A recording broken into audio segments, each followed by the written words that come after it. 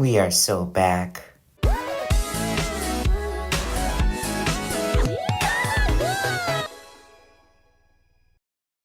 Hello, chat. It's your local goofy-eyed kid from Florida here to talk to you about my goofy-eyed looking series that I made up just about a year ago cause I'm bored to death. So September is finally here and you already know what it is. It's time for me to talk about my AU Low Rambling series. Now, before we start, this one person complained about me not having any steam locomotives. And I call that petty because I later on deleted the comments and ignored about it just because I wanted to be petty. It's honestly quite crazy now that I really think about it. Anyway, enough said, let's get into the AOL Rambling series that I somehow didn't rip off of. So yeah, let's go. Number 1. The Skarloey Railway owns a fleet of bogie-wheeled carriages and single-wheeled carriages for their operations across their railways. Sometime during the early 2010s, the Skarloey Railway carriages began to be dwindlingly replaced by those carriages seen at the Bala Lake Railway, which is located in Wales. These types of carriages were built by the Crovan's Gate Works, and they were placed into operations on the Skarloey Railway. Although the older rolling stock didn't like them at first, they soon got along well as time went on, and they soon accepted them as a part of their railways. They're still in operation with the SKR ever since. Number 2. When the Blue Mountain Quarry was opened in the 1970s, they needed to get rid of the access slate, and so the board of directors at the Blue Mountain Quarry had decided to allow these host wagons to be taken from the quarry to the docks at Brandon. After some time, all of the access slate had been removed, and so the quarry was put into action. All these host wagons would be operational until sometime during the late 1980s, but the last one operated between the Blue Mountain Quarry and the docks. Today, a host wagon, which is a brake van, is currently on display at the Ulster Road Museum, and the Blue Mountain Quarry still exists as of today. Number 3. When Ulster Castle was discovered by Toby in the 1970s, it was quickly restored and became a tourist attraction along the extended Thomas's branch line. It became a flag stop on Thomas's branch line, with Ulster mines being unfortunately shelved up by the time of the 1900s. Recently, a museum had opened up known as the Ulster Road Museum, where it displays artifacts from the Southern railways that used to operate around Ulster. Both the Road Museum and the castle still exist as of today. Number 4. The Sodor and Mainland Railway was a railway company that used to run on the island of Sodor, being formed in 1853. The Sodor and Mainland Railway had a transfer station at Crovan's Gate alongside a wharf where the Skarloey Railway would dump their wagons into their own wagons to take them to the harbours. At its fullest length, the Sodor and Mainland Railway stretched from Vickerstown to Kildane, where they would interchange their services to the Rosewood and Surrey Railway, which then take their services towards Roseworth or Tidmouth. These Nielsen box trains would operate around the island until being withdrawn sometime during the early 1900s, where the Nielsen companies number 1 was sold off, number 3 was scrapped, and number 2 was sold to the Crovan's Gate Mining Company. All of the rolling stock built after 1860 was soon amalgamated into the Northwestern Railway in 1914. Number 5. Speaking of the WNS, the railway line stretched from Sudbury to Wellsworth before later extending to Brandon and having a fleet of Malling Wattles and a Sharp Stewart 060 steam locomotive. The Sharp Stewart locomotive would be rebuilt into a tender engine and would operate for the Wellsworth and Surrey Railway. Meanwhile, a fourth member of the Wellsworth and Surrey Railway's engines would be converted into a saddle tank engine and would operate for the Wellsworth and Surrey, even when the new carriers and other new locomotives arrived on the island.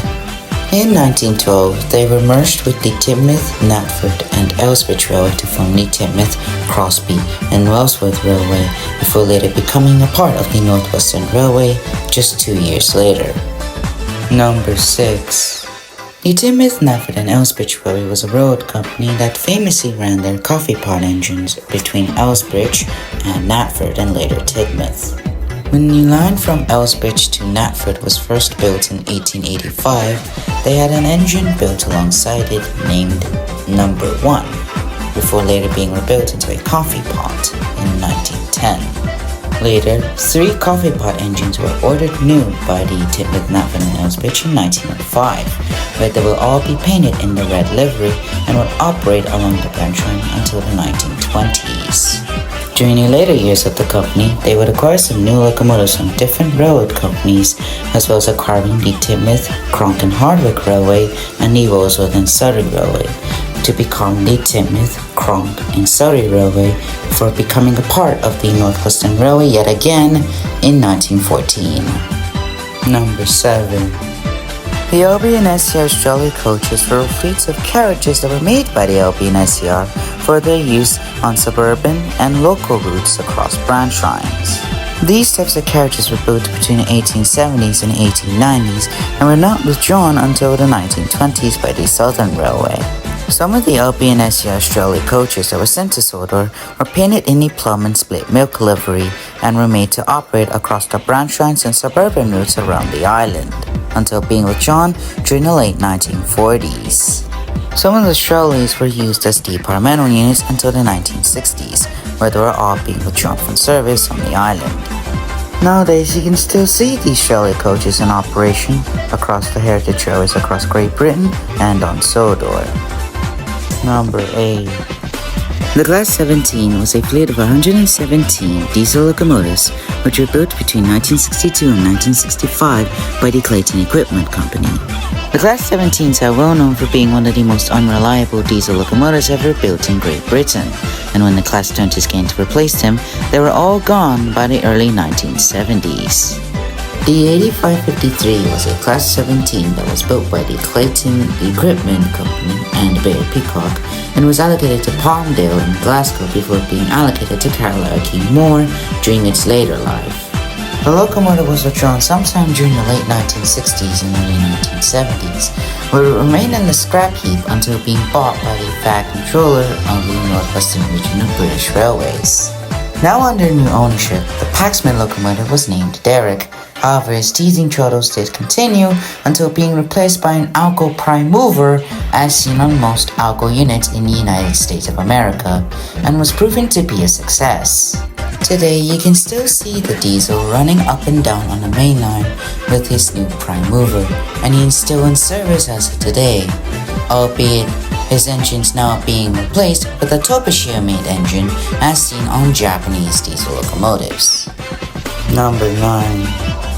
The 1948 Locomotive Exchange Trials was a time during the early British Railways period where most of the Big Four locomotives were trialled amongst their former Big Four routes, ranging from passenger services to mixed traffic or goods services. While the Locomotive Exchange trials were happening, the Northwestern Railway had also decided to trial some of their engines to operate along the former Big Four routes, and so they sent the Railways Number 4, Gordon, the Railways Number 3, Henry, and an ex-NWR 8K steam locomotive, in which they were trialed on the West Coast Main Line for Gordon, the Taunton Main Line for Henry, and a goods service from Bristol to Eastleigh for the former NWR 8K steam locomotive. The locomotives had some issues though. For example, most of the Southern Region locomotives would have to be fitted with a tender that can go through track pans, while most of the other locomotives traveling to the Southern Railway would have to be fitted with a water tender that doesn't need to use railway track pan. Despite all these problems, the exchange trials were a success, and so most of the locomotives were sent back to their original companies. And so, during the 1950s, the BR Standard family was built and formed to operate along British Railways, and the rest is history. And finally, number 10. Speaking of the Locomotive Exchange trials, the Northwestern Region of British Railways had also decided to have their own Locomotive Exchange trials, where they would loan a LMS Black 5, an LNER A3 named Pretty Polly, a GWR 280, and a Southern Railway N-Class, alongside the Railways Number 5, James the Red Engine, multiple mainland passenger trains and goods trains, as well as mixed traffic duties, with some little help banking at Gordon's Hill by the ex-LMS Ginties that were allocated at Bosworth, and the Great Western Railway's famous 280 steam locomotives that were also loaned to the NWR at the time. Once again, like last time, the locomotive exchange trials were a success, and so most of the locomotives that were sent from Sodor were sent back except for the railway's number 5. And then, in the 1950s, the BR standards would begin to be built and replaced on Sodor, with some of them even entering preservation as of today. And the rest is history, like I said earlier. Finally, it took me about 3 days to finish this. Good God, I need a break right now. Now, you might be thinking, hey, champion, or flowchama or whatever, I thought you don't take requests. Well, sorta. I do take requests, but it's more dependent on whenever, I needed to do something because, I'm kinda busy with stuff right now, and I also have school and giving out my reputation at school. Yeah, it's not really that mentally good for me, at least in my own personal thoughts. So yeah, I hope you enjoyed this 8th entry in my AULO Rambling series. Thank God I uploaded that on time. Anyway, little chappy chap chap or flowchama or whatever the hell is outta here. Adios amigos and peace out, baby.